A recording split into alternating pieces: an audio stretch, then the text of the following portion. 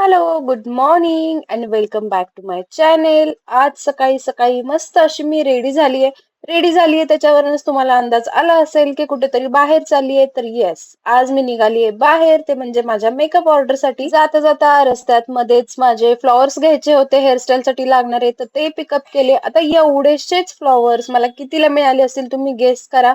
उन्हाळा, त्यात wedding season, त्यामुळे यांना भलताच रेट आलाय. 250 रुपयाला मला एवढेशेच फ्लॉवर्स मिळाले. आणि आज सोबत होते आहो, तर त्यांनाही थोडंसं कॅप्चर केलं आणि पोहोचलो होतो लोकेशन वरती. तर आज होतं मला बारशासाठीचे मेकअपची ऑर्डर आणि हे आहे आजचं लोकेशन. काय मस्त डेकोरेशन केलं होतं. मग काय, गेल्या गेल्या लागले कामाला. आधी मी हेअर प्रेप करून घेतले होते, त्यानंतर बेसही करून घेतला क्लायंटचा आणि मग मी हेअरस्टाईल करायला लागले होते. बेस करतानाच्या क्लिप्स घेता नाही आल्या, कारण खरंच खूप गडबड झाली होती काल. एकतर वीकेंड होता, त्याच्यात ट्रॅफिक इतकं होतं आणि हा प्रचंड असा उन्हाळा, त्यामुळं क्लायंटला लोकेशन वरती पोहोचायलाच उशीर झाला होता. सो मी पॉसिबल होतील तेवढ्या क्लिप्स इथं घ्यायचा ट्राय केलाय.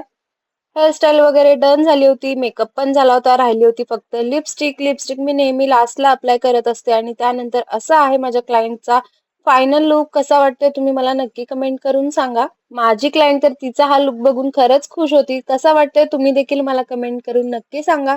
त्यानंतर मग त्यांचं फंक्शन स्टार्ट झालं होतं आणि एंट्री झाली होती छोट्या परीची. बाकीच्या कोणीही कितीही मेकअप करा, ही छोटी परी आजची शो स्टॉपर होती.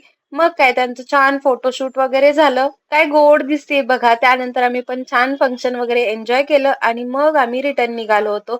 काम झाल्यानंतर आणि आपलं काम इतरांना आवडल्यानंतर चेहऱ्यावरती एक वेगळाच समाधान येतं, बरोबर की नाही? सो चला, दॅट्स इट फॉर टुडे. तुम्हाला आजचा लुक कसा वाटला मला नक्की कमेंट करून सांगा. बाय.